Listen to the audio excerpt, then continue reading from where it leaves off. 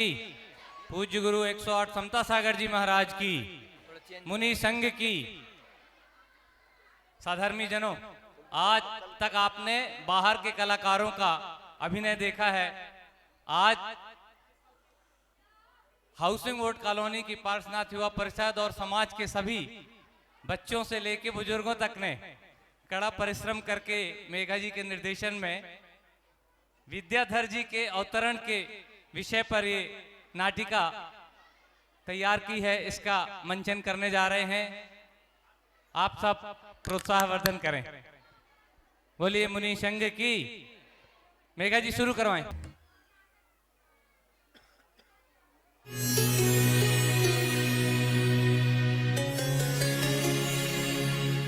आज इस मंच से एक ऐसे महायोगी का जीवन दर्शाया जाएगा जिसके बारे में आपने सिर्फ सुना है, देखा नहीं। आचार्य श्री के संयम स्वर्ण महोत्सव पर आयोजित इस जीवंत नाटक में हम आपको बालक विद्याधर के जन्म के पूर्व से लेकर मुनि विद्यासागर तक की यात्रा का अलौकिक दर्शन कराएंगे।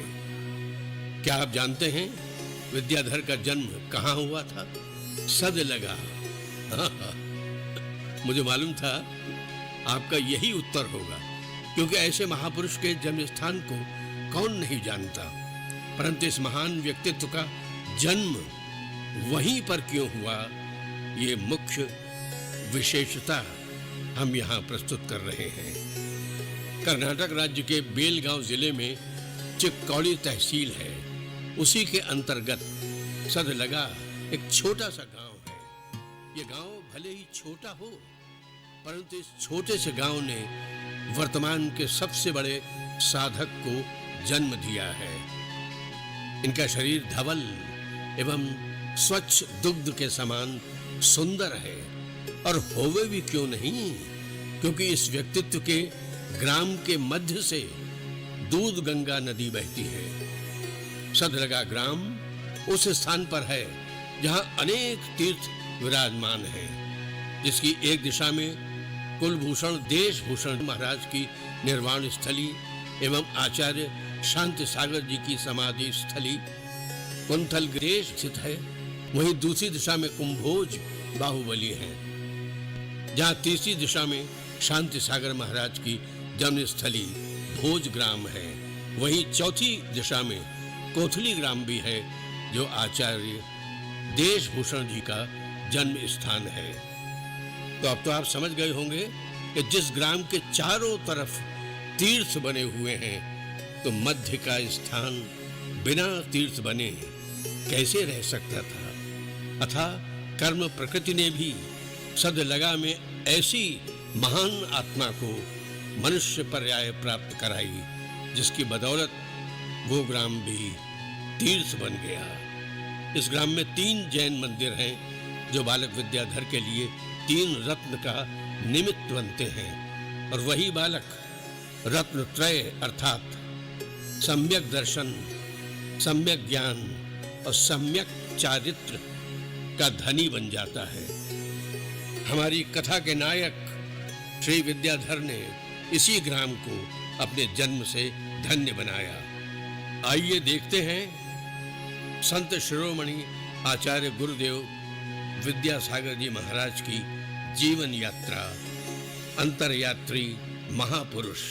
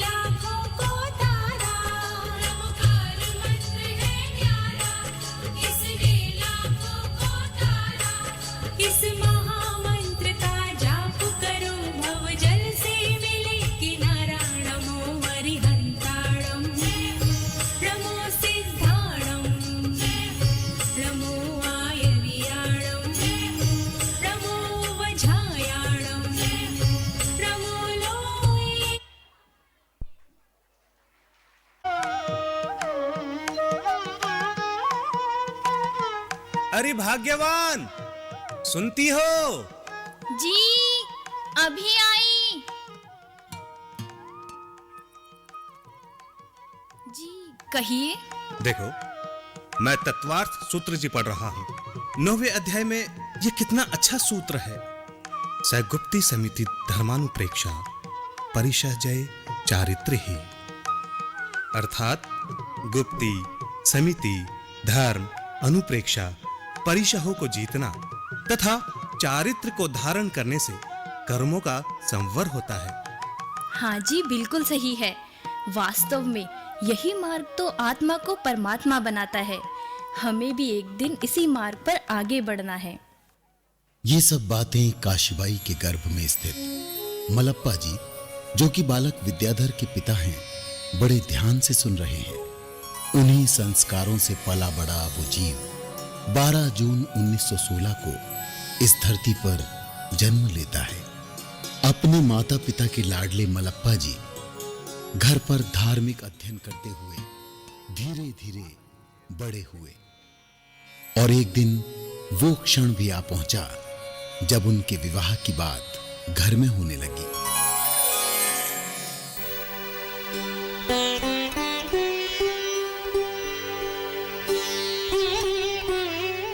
बेटा मलप्पा, अब तुम बड़े हो गए हो।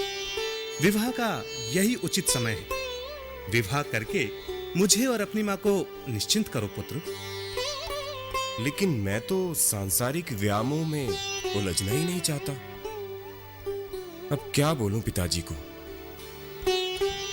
ठीक है पिताजी, देखता हूं। ऐसा कहकर मलप्पा जी घर पर बिना किसी को बताए विवाह से 6 माह पूर्व दिगंबर दीक्षा धारण करने के लिए घर से भाग गए। परंतु पुण्य उदय इतना तीव्र नहीं था, इसीलिए पिताजी ने उन्हें ढूंढ लिया और श्रीमंती जी के साथ विवाह करा दिया। मलप्पा जी और श्रीमंती जी बड़े स्नेह से गृहस्थ जीवन व्यतीत करने लगे। कालक्रम से इनके कुल 10 संतान हुई, जिनमें से 6 ही जीवित रह पाई। शेष को अल्प समय में ही काल का ग्रास होना पड़ा। हमारी कथा के कथानायक विद्याधर इनकी चौथी संतान थे, जो आगे चलकर चारों अनुयोगों के प्रकांड विद्वान श्रमण बने।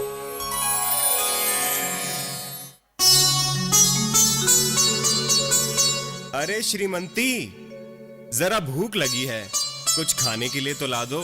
जी, अभी लाती हूँ। मैंने आज सुबह ही बेसन के लड्डू और गेहूं की खीर बनाई है।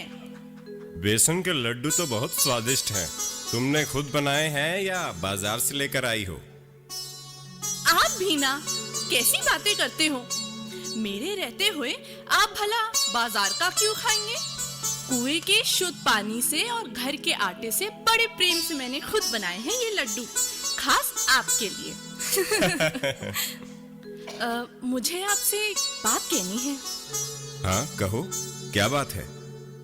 आज मुझे प्रातःकाल लगभग 3-4 बजे एक स्वप्न आया, जिसमें 2 चारण रिद्धिधारी मुनिराज आकाश से विहार करके आ रहे थे। मैंने उनका पड़गाहन किया और नवधा भक्ति पूर्वक उन्हें आहार भी दिया। तभी से मुझे बहुत अच्छा महसूस हो रहा है। अरे वाह, ये तो कितने अच्छे संयोग की बात है। लगता है ये गर्भस्थ बालक जन्म के बाद उन्हीं मुनिराज जैसा बनेगा। हाँ, मुझे भी ऐसा ही लगता है। अच्छा सुनिए ना, 2 दिन बाद अमावस्या आने वाली है। मुझे अक्कीवाट ले चलिए। वहां मुनि श्री विद्यासागर जी की समाधि बनी हुई है। पता नहीं क्यों, जब से ये बालक गर्भ में आया है, मुझे वहां जाने का बहुत मन करता है। साधु संतों के दर्शन को आंखें तरसती हैं। अरे भाग्यवान, क्यों चिंता करती हो? तुम्हारी इच्छा अवश्य पूरी होगी। हम कल अक्कीवाट जरूर चलेंगे। मुझे तो लगता है ये गर्भ में जो बालक है अवश्य ही कोई धर्म प्रेमी होगा, तभी तुम्हें ये सब इच्छाएं हो रही है। मुनि श्री विद्यासागर अकबर के समय के बहुत महान तपस्वी साधु हुए हैं। उनकी समाधि की वंदना करने दूर दूर से बहुत लोग वहां आते हैं। यदि हमारी ये संतान जीवित रही तो हम भी अपने बेटे का नाम उन्हीं मुनि की स्मृति में विद्याधर रखेंगे।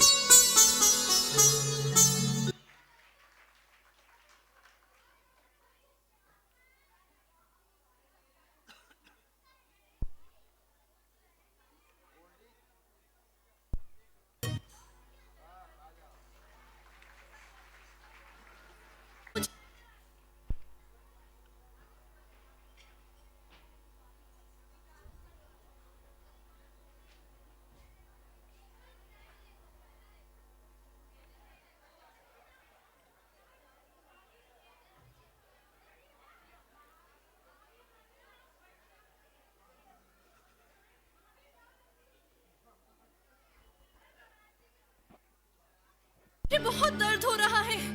आह! प्रसव की तीव्र वेदना हो रही है। आह! अक्का ताई!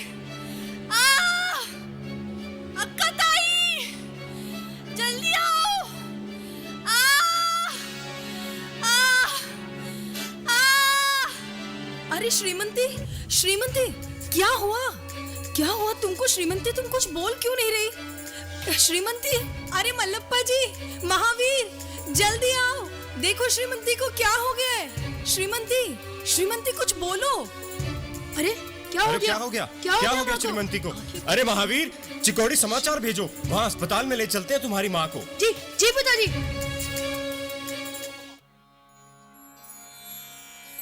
और वो घड़ी आ गई जिस समय चेतन अचेतन समस्त जगत उस पल का इंतजार कर रहा था।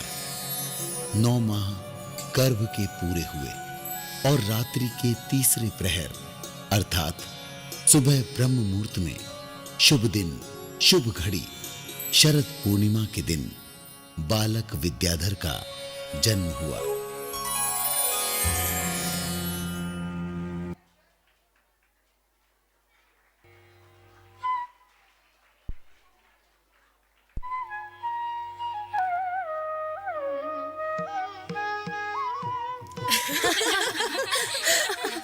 बधाई हो श्रीमंती। बधाई हो। अरे अरे, देखो तो कितना सुंदर बालक है। जी करता है बस देखती ही जाऊं। बिल्कुल सही कहा। ऐसा लग रहा है मानो कामदेव ही हो। क्यों श्रीमंती जी, आपने क्या भगवान से कामदेव ही मांगा था? इस बालक में तो साक्षात उन्हीं का रूप नजर आ रहा है। हाँ सखी, मुझे याद है जब मेरा बेटा गर्भ में था, मुझे गोमतेश बाहुबली के दर्शन करने की तीव्र इच्छा हुई थी। हम वहां गए और दर्शन किए। उसी पुण्य का प्रताप है कि ये बाहुबली के समान सुंदर और सुडोल है। इसका नाम तो बताओ श्रीमंती, क्या रखा है? इसका नाम हमने विद्याधर रखा है। हमारा विद्याधर। अरे वाह! नाम भी सुंदर और काम भी सुंदर। ये तो कोई अलौकिक ही बालक लगता है। हाँ रे श्रीमंती, देखो ना, बिल्कुल ऐसे लग रहा है अंगूठा चूसते हुए जैसे कोई तीर्थंकर बालक अंगूठा चूस रहे हों। आजा मेरा बेटा गिन्नी, कितना सुंदर है। अरे अरे अरे, जरा मुझे भी दो, मुझे भी दो। मैं भी तो देखूं इस राजकुमार को। मुझे तो ऐसा लग रहा है कि ये राजकुमार एक दिन धर्म कुमार बनकर धर्म का राजा बनेगा। हाँ बिल्कुल। अच्छा, मुझे भी तो ये सौभाग्य लेने दो जरा। मैं भी तो देखो इस सुपुत्र की विशेषताओं को। लो लो लो। अरे देखो ना, कितना सुंदर और सरल बालक है। ये तो सभी के पास आ जाता है। देखो, रोता भी नहीं है और बोलता भी कुछ नहीं है, बस मुस्कुराता ही रहता है।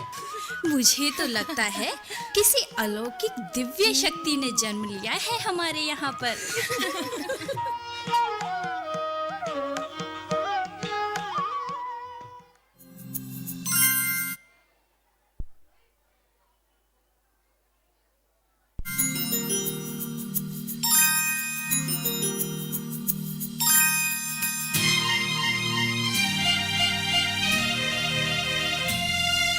सरल सरल चली लहर लहर चली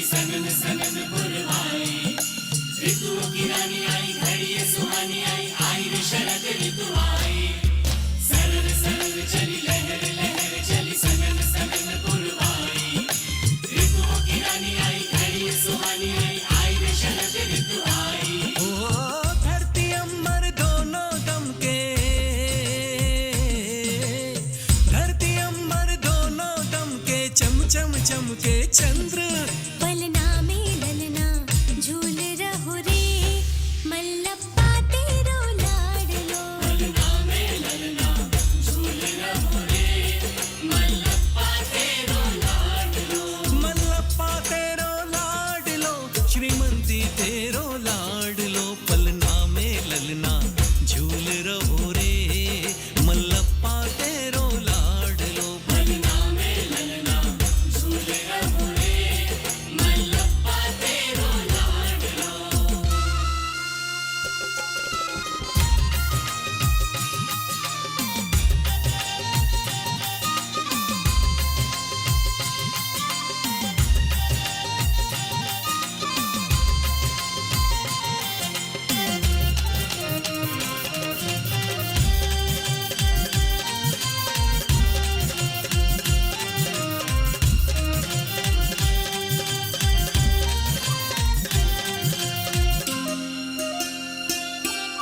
मैया की आंखों से देखे बाहुबली को ललना। चारण रिद्धिधारी उनका आया गर्भ में सपना।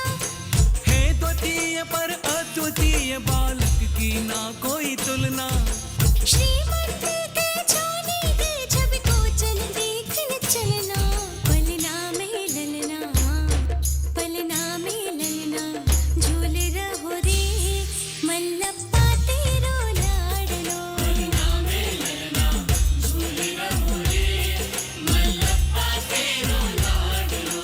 मल्लप्पा तेरो लाडलो, श्रीमंती तेरो लाडलो। पलना में ललना झूल रहो रे, मल्लप्पा तेरो लाडलो। पलना में ललना झूल रहो रे, मल्लप्पा तेरो लाडलो।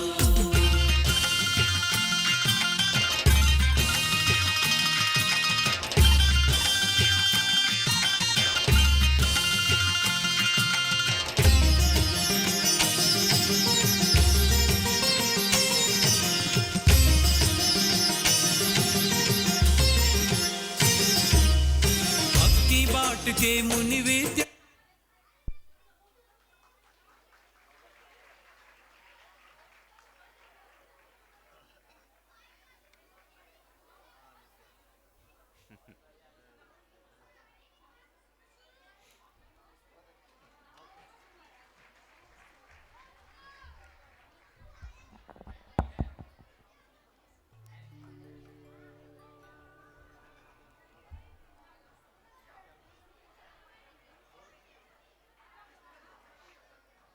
और इस प्रकार हमारे आराध्य देव आचार्य गुरुवर जो उस समय विद्याधर थे उनका जन्म हुआ। मैं चाहता हूं आप सब करतल ध्वनि से आचार्य श्री को यहीं से नमन करें।